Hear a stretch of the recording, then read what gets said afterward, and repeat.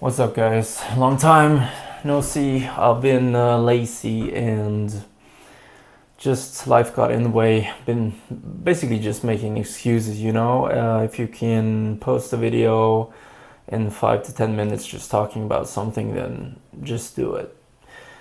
And working a day job and training hard and some other stuff too doesn't really validate taking a break from YouTube. Anyways, let's talk about golfer's elbow tendonitis. So for the longest time, I got tendonitis and I had it for a good amount of time and it didn't get better. It just got worse and worse. And when it comes to tendonitis, you just have to you either have to rest just completely, change your exercise selection up, or maybe do some eccentrics focused work where you do the eccentric and then you help the concentric with your other arm or something like that to remodel the tendon and strengthen it back up without too much pain. Some slight pain or irritation is okay. Anyways, the change I actually made is just I changed one thing only and it completely disappeared. And that was doing overhand lat pull downs and too much overhead pulling in general. Like the thing with golfer's elbow, it's like on the inside of your arm right here. And it doesn't really have to do with curling or doing bicep curls or like elbow flexion in itself. The thing that causes it is actually flexing your elbow like this repeatedly or putting some tension this way and doing it a lot.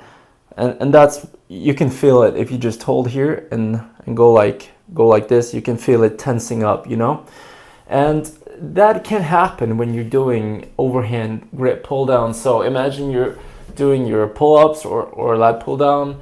Maybe you're leaning slightly backwards. So in order to hold the bar, let's say you're going pretty heavy, then you're going like this, and then this happens just slightly.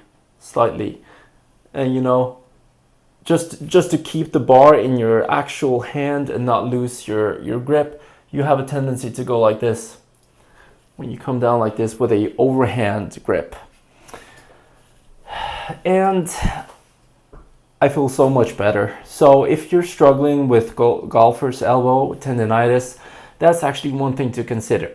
And the thing that I changed, I stopped doing overhand pull downs, and I just went to like all of my pulling movements, basically almost only neutral grip. Because here, when you're coming like this, you can't really go, like you're not straining the wrist flexors with the neutral grip. You're more so going maybe ulnar and radial deviation like this instead of this way. So you're not putting excess amounts of constant repetitive strain on this muscle or tendon right here. And I feel so much better. So start doing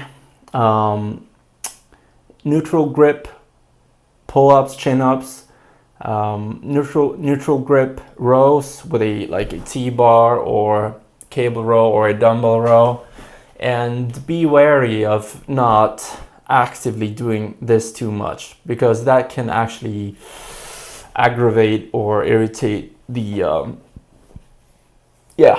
causes golfer's elbow basically if it's done too much. And that's it. That's the single thing that I did.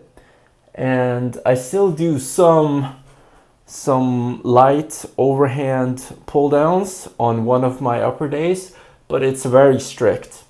And I very much focus on not flexing. So it's much lighter. It's more adduction based, since my my pulling movements are more into here now, where I'm with a neutral grip. So the overhand pull down is going to be adduction focused, so coming in from the sides like this. That's it. If you're struggling with golfer's elbow, try to do more neutral grip pulling movements.